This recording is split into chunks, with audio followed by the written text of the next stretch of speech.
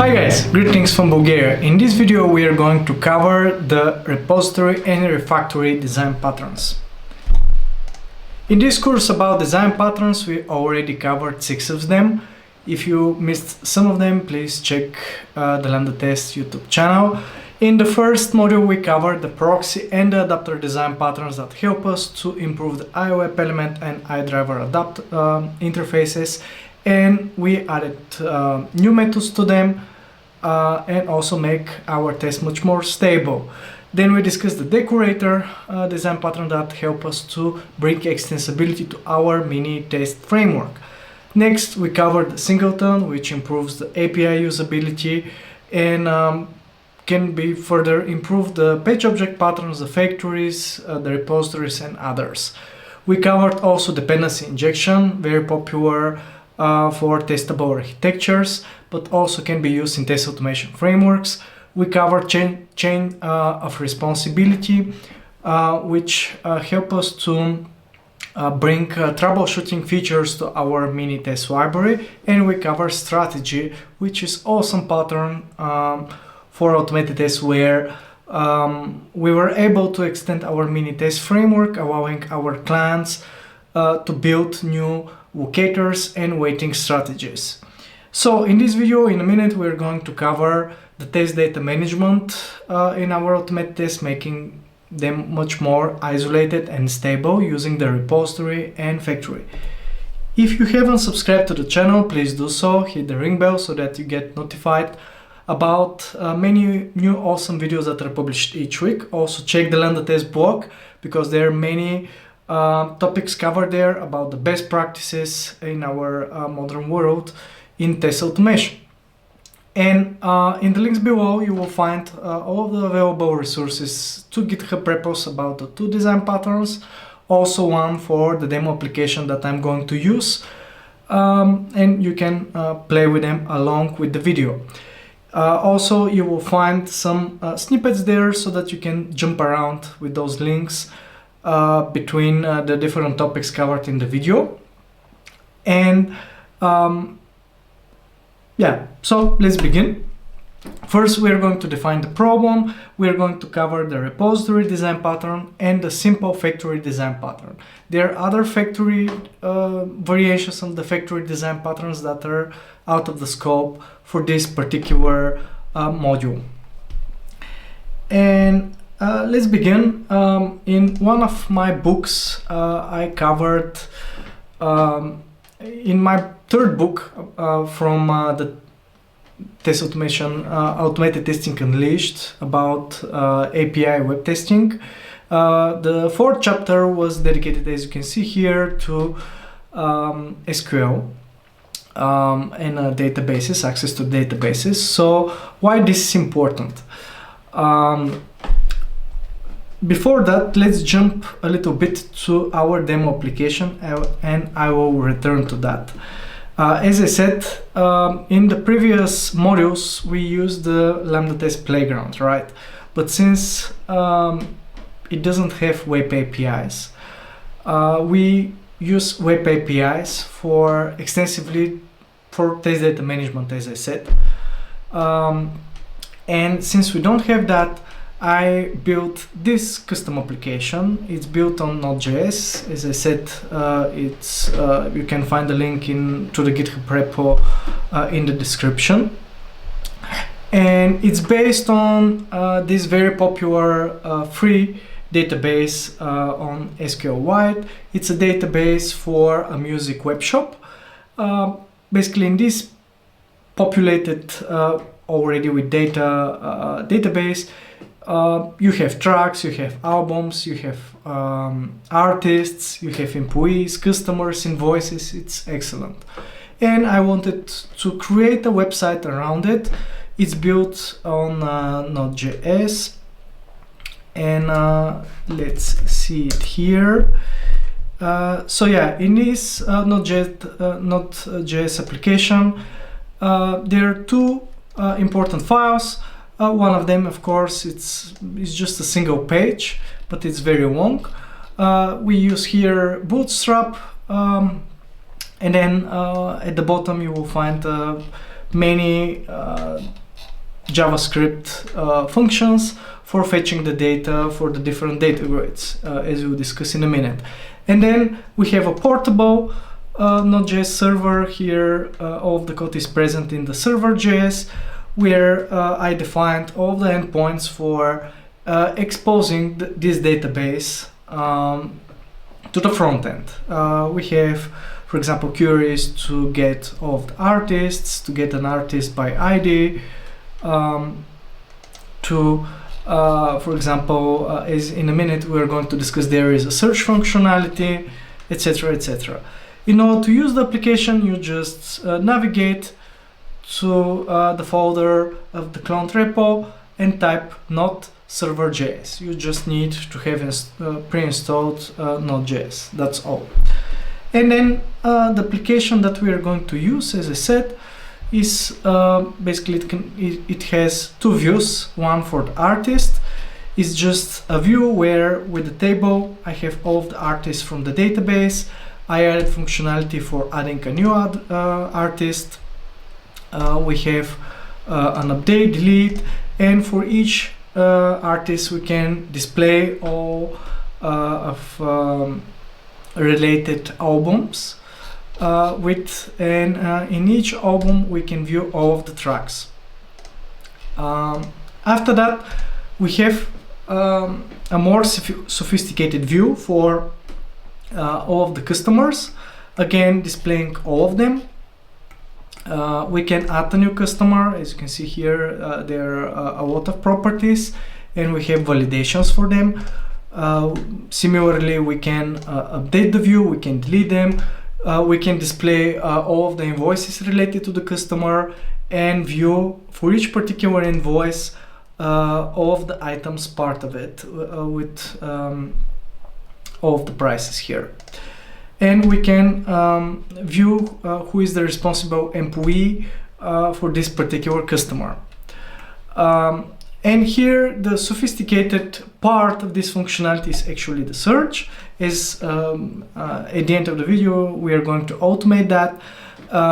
It's not just like this simple search here where it's basically searching to the names and containing the letters here, but also here we can chain more sophisticated conditions, like we can use and, or, nor, and we can bring together a few and search by a few columns.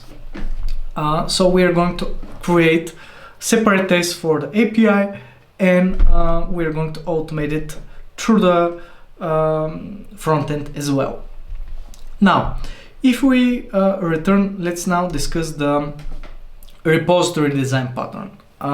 So the repository design pattern is a widely used design pattern that abstracts the way objects are stored and retrieved and manipulated from the database in an application.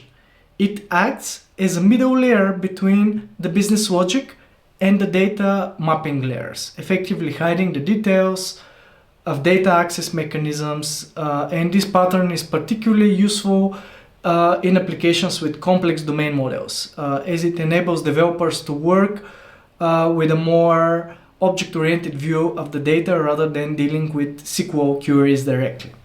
And as I said in my third book, part of Automated Testing Unleashed series that contains 5 books, there is a chapter about SQL, and here this is a .NET project, console SQL-wide. This is the representation of all of the tables. For each table we have a C# class. Each column is represented as a property, and here we use a popular framework, ORM, or Object Relational Mapper, entity framework, to write and make all of the queries. So for this query we are writing a similar query using C# and LINQ. There are 2 alternative syntaxes. And back to the repository, here I added one interface. In C#, implementing the repository pattern typically involves defining an interface like this one that specifies the operations that can be performed on a particular type of entity. This can be the customer, the email, the employee, right? And these concrete classes that implement this interface provide the actual data access logic using the underlying data access technology. This can be this entity framework ORM or Dapper or something else. And this approach decouples the application's core business logic from the specifics of the data access technology, making the code more maintainable and testable. And the same goes to our automated tests, of course. If we want to make an access to the database, or as we will discuss, we can use similar approach for making the HTTP request to our backend. We can create an implementation of this interface similar to, I don't know, maybe this class. Concrete repository, we are implementing the iRepository interface, replacing this your entity with, I don't know, maybe artist. Here, we're accessing the data context. In this case, this is the database. Again, we're not, most of the time nowadays, we are not working directly with databases, but instead we are using the microservices or web APIs to access all of those CRUD operations. CRUD stands for create, remove, update, delete, right?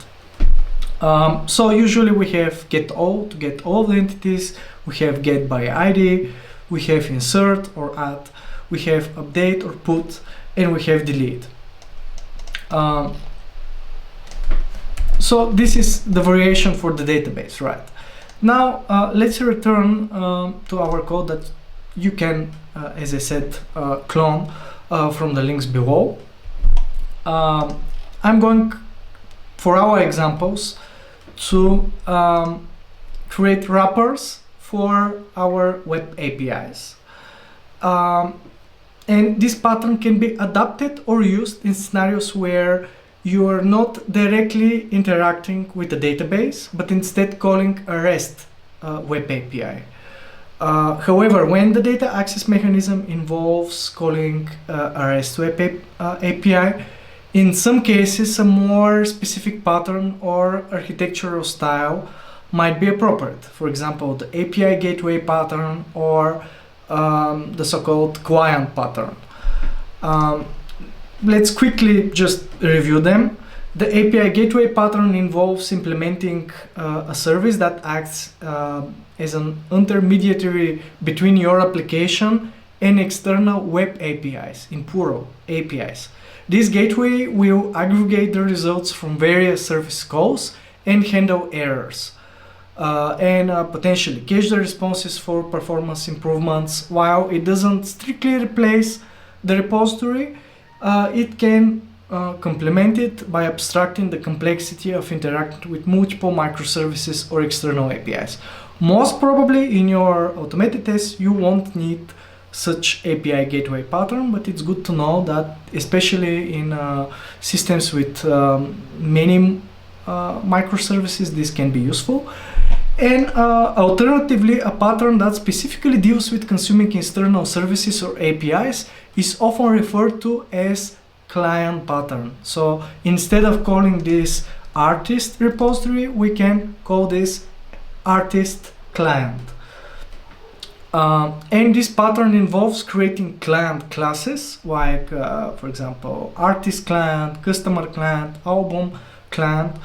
And those client classes, they encapsulate the logic for accessing services exposed by the REST APIs. This encapsulation allows you to isolate all the HTTP request constructions, as we will see in a minute, the response handling, the error management in one place, making the consuming code cleaner and more maintainable. Now, calling your wrapper an HTTP repository can be appropriate if your wrapper is designed to abstract the complexities of the HTTP communications while presenting a simple interface for performing these CRUD operations on entities as if they were being directly managed in a local data store. This naming aligns well with the repository pattern. This is why I'm going to use this particular name, HTTP repository. And yeah, on the other hand, naming it client is also suitable, especially if the wrapper's functionality encompasses more than just CRUD operations in some cases. The term client broadly indicates an entity that consumes services provided by another system or component. In many instances, this is the RESTful API. And align with the naming conventions used throughout your project or within your organization. Consistency helps in reducing the learning curve for new developers and maintaining a coherent code base. And it's good to know that there isn't one size fits all answer to this question, how to name it. But again, I will use this particular name.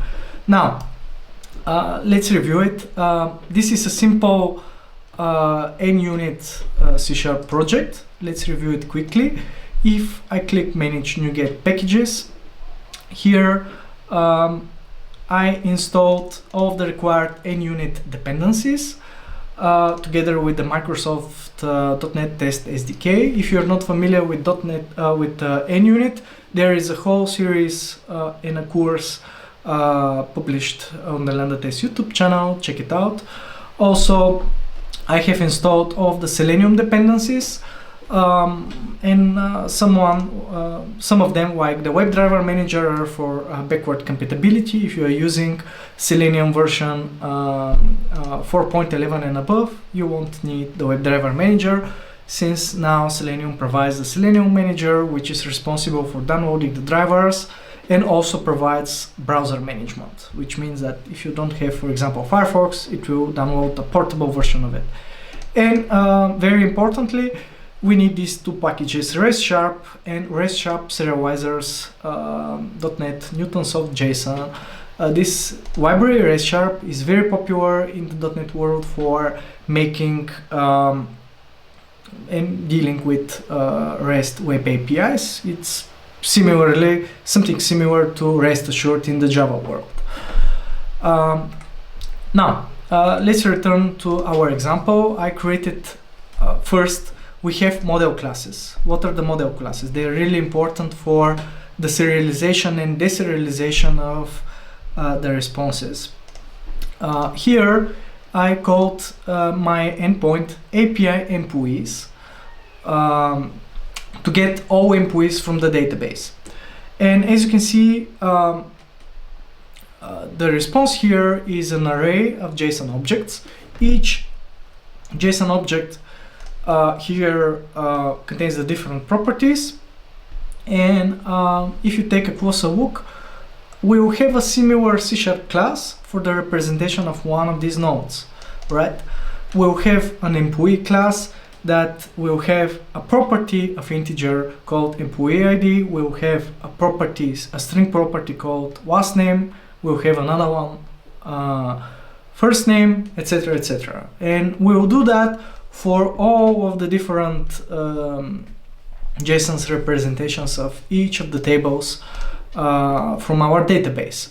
I already created that. There are tools that can automatically generate those for you, especially maybe in some companies you have a predefined SDK for that already your developers did. It's good to check with them.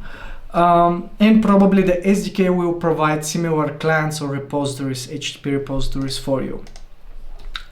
Again, sometimes I don't really like the word, the suffix client, because in many contexts people overuse it and it's difficult to understand what this stands for. But again, many often you will see HTTP repository or client. For example, if you're dealing with Microsoft services, you will see the word client, but if you search for such an official pattern, there isn't. But it's basically just a REPL containing all of those wrapping methods. So we have those model classes. They're in a folder called model. especially when we're dealing with web API calls. Sometimes these model classes are called data transfer objects, or DTO. And I will show you a version that doesn't provide a base class, and later we're going to improve it with, instead of copy pasting the code for each of the endpoints, I will create a base class here, HTTP repository. In a minute I'm going to show you, but let's review the artist repository. As I said, we are exposing all of the CRUD operations, creation, deletion, update of data. We use the REST client, which comes from the REST-sharp NuGet package. We are initializing the REST client inside the constructor, and also here we specify the endpoint. So if we want to get all of the artists, all of the artists or the customers, here I made a mistake, this should be an artist.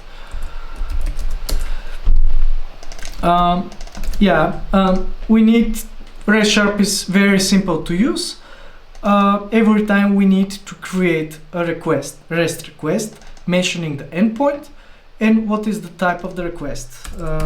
We have all the types of the requests here. In this case, we're making get, and we have a method called execute, where it's a generic method where here in the angle brackets we need to specify to what our body of the response will be deserialized. This means when the body of the response will be this particular similar JSON array, and we instruct the REST-sharp to, it will deserialize it or convert this JSON and populate, and it will convert it basically to list of artists.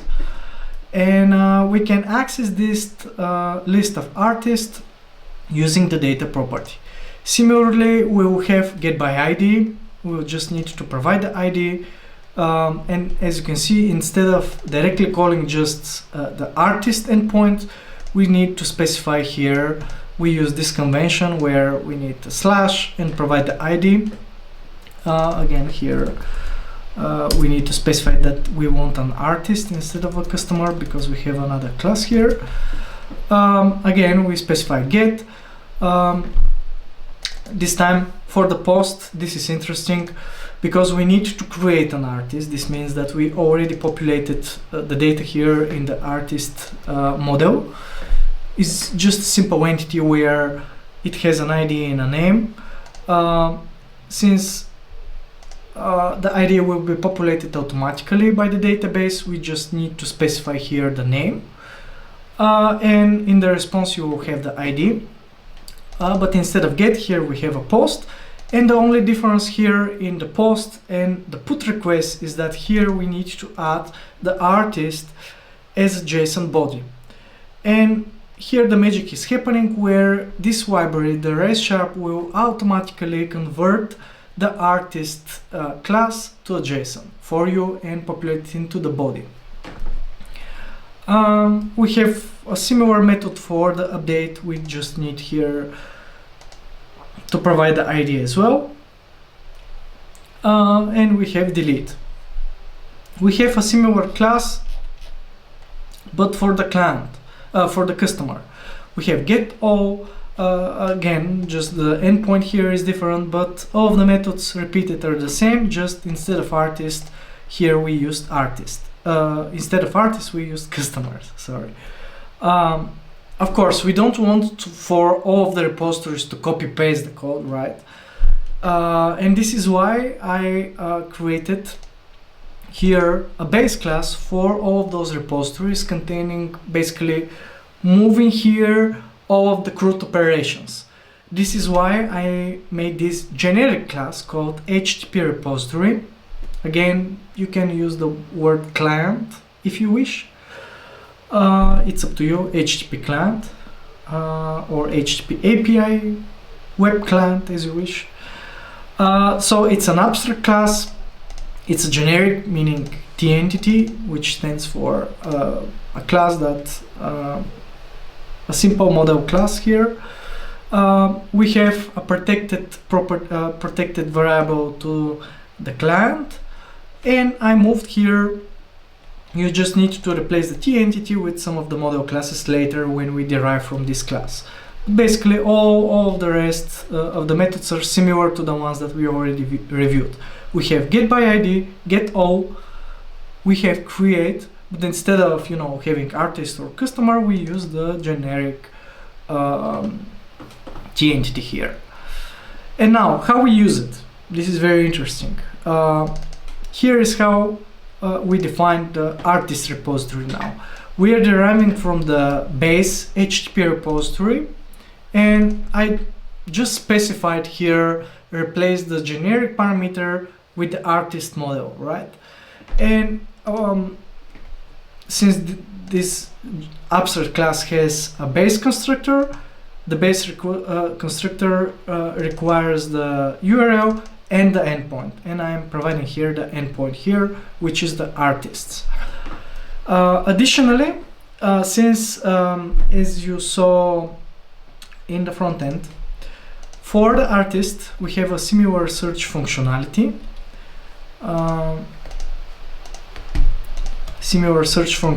Here, and we have an endpoint for that, which is search.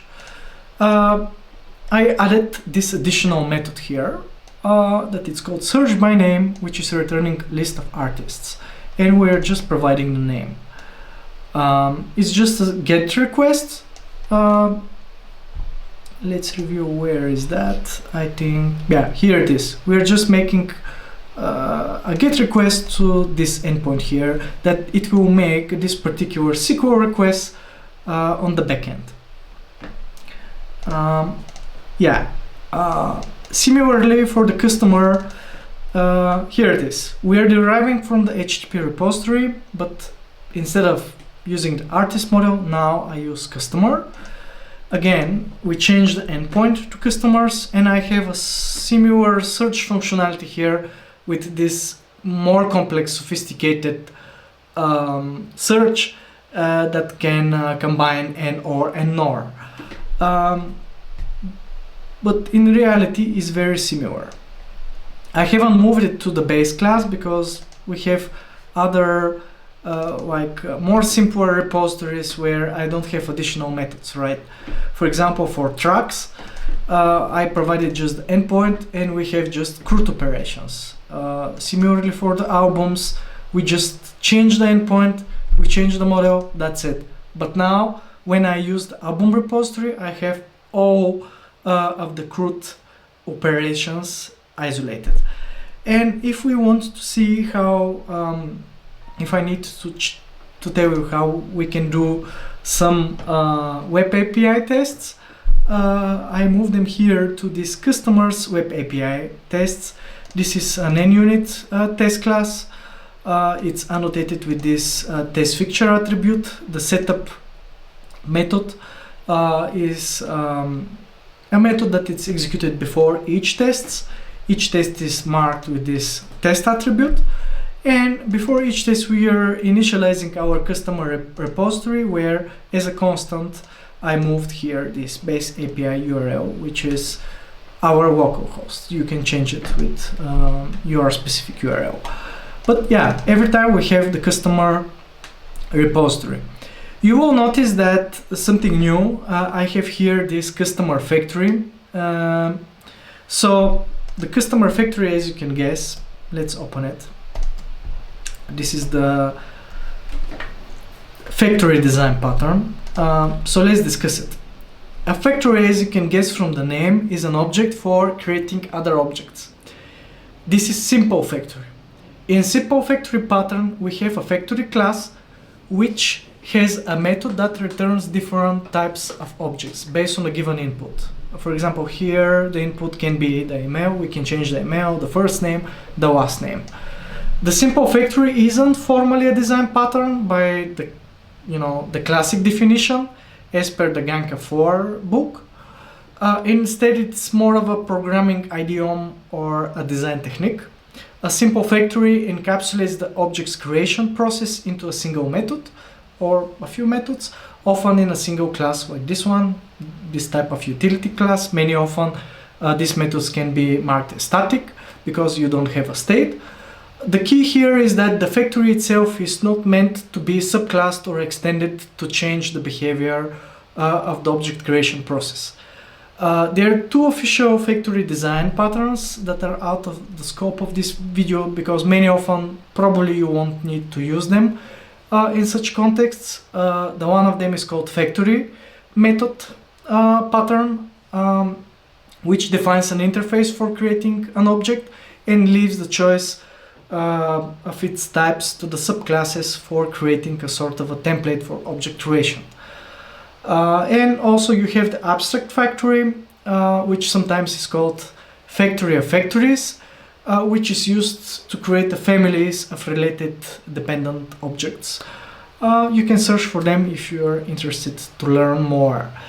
And this pattern delegates the responsibility of initializing a class from the client to a particular factory class.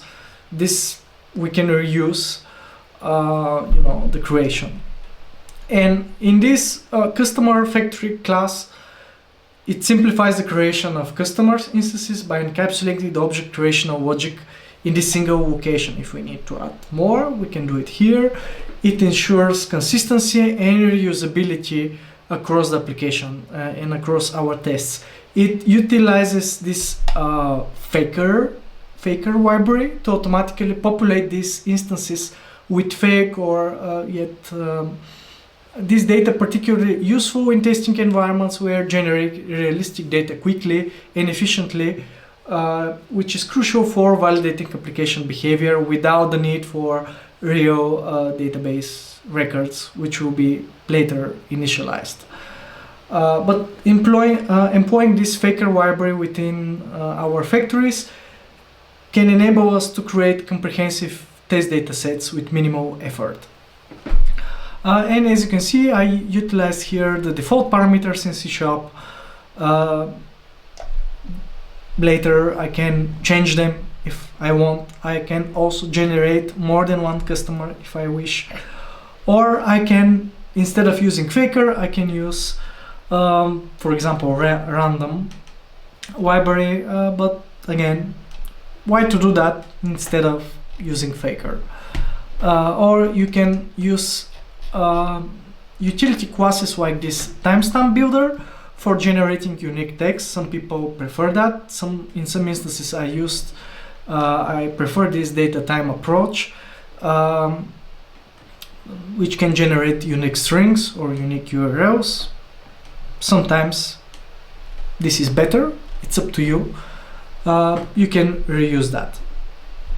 But yeah, if we return to our tests, what we do here, we are creating a customer object prefilled with this automatically generated fake data. Then we pass this fake customer to our customer repository. If I open this create method, as you can see, we're inside our base class, the HTTP repository or HTTP client, where we are going to do a post request, providing and deserializing the entity to JSON to the body. Then we are going to execute the post request, and then it will be deserialized back to C#. And after that, we can check whether it was successfully created into the database. Maybe you can check the response, or you can do a GET request by ID. And then, of course, every time we need to clean our test data. This is why I'm calling the delete. Something more interesting here in the test is how we test the search. Here I created with the repository and the factory together two customers with different names and similar emails. And then in the act phase, as you know, we have this AAA pattern, arrange act assert. In the act phase, we are calling the search method that is part of the child class, using this query here, Smith with OR. And then we can assert that we have two results. We can check the results as well. Or we can use NOR to see whether this works or not. We can check with link whether this is okay or not.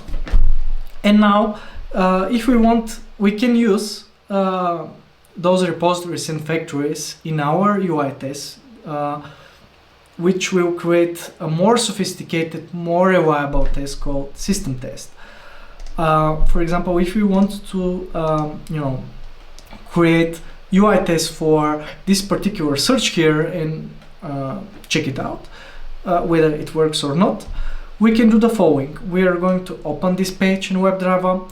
We're going to find the search input. We're going to search them, and then later in my test, as you'll see, we are finding first these headers. By the header, I'm finding the index of the column, because you don't know how they are going to be displayed.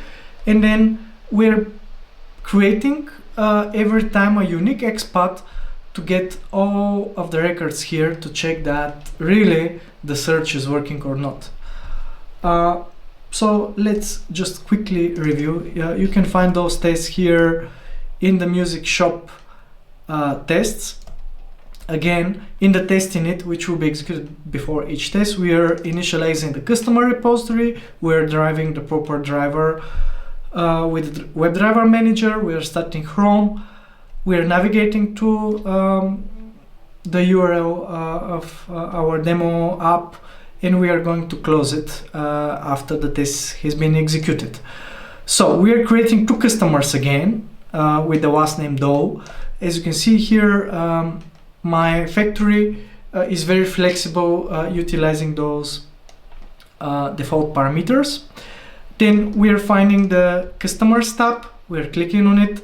As I said, we are finding the search customer query input. We are typing the search query here with the end. Then I'm clicking the search button. And the interesting part is where, as I said, we are finding all of the headers with a little bit of a more complex XPath, selecting just the text. And basically, if I execute the test, this will tell me that, for example, the index of the header for the first name is 2, this will be 3, this will be 12. Based on the number of the header, I can select all of the emails and all of the names. Let's debug it and let's see what will happen. As you can see here, we're combining the UI testing and the web APIs and the creation of the data, which is awesome, which makes our test much more stable, because we are creating the data for our test every time, and then we are deleting them in the end of the test during the cleanup phase here. Maybe it will be even better if you wrap this in a try catch finally.